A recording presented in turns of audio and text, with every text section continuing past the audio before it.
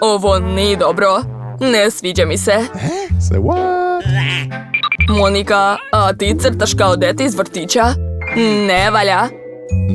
Wow. Suzy, ali tvoj crtež me stvarno iznenadio. Ribica je tvoja. Wow, blago meni.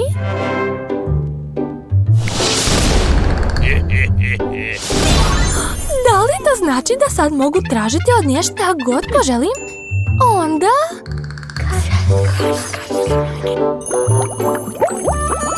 Super! Hvala ti, zlatna ribica!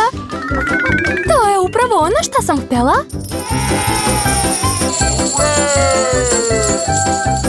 Oho, ovih para će biti dovoljno za sve.